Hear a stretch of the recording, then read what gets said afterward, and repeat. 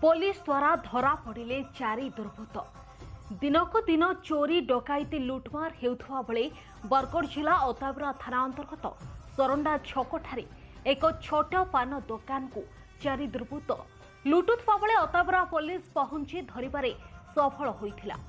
प्रत्येक दिन संध्या 8टारे नित्यानंद प्रधान बिक्री करी घर को जाइथांती तांको एक छोट पान दुकान जहा पैसा रोजगार हुए सेथिरु तांको परिवार चले एवं सही पैसारू तांको दुकान जिनिस मध्य आसी थाए किंतु सही छोट दुकान थरे नुहे दुई दुई थर एही 4 जण दुर्बृत्त माने चोरी करिसंती किंतु एथर पार गले नाही पुलिस हातरे लागिसंती।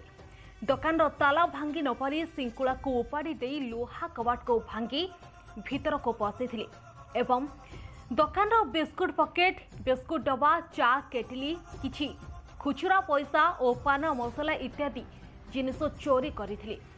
दुकान समस्त जिनिस मूल्य हेउछि 18,300 बोली दुकानी मालिक कहिथिले एवं मो पैसा मते फेरस्त करा जाओ बोली अभियोग मध्य करछंती। प्रकाश थाउकी एथिरे चोर माने चोरी पैसारू तांका परिवार चलाउछंती एवं एही चोर कामरे तांका परिवार मध्य साथ देउछि। बारंबार चोरी करि चलिछंती किंतु धरा छुआ देउनथिले। आज ठीक चोरी करुथवा समय पुलिस पहुंची धरिबारे सफल होइछि। पुलिस रो सूचना अनुसार चकुली फार्म रो 4 जण चोर रहिथिले।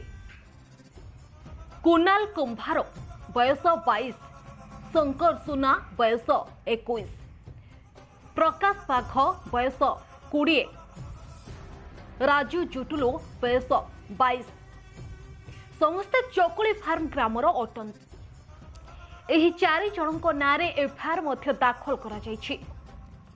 केस नंबर 259 457/380 आईपीसी धारा लगा जायछि एवं 4 जण चोरंको बरगड़ जेल फरवार्ड हो जायछि।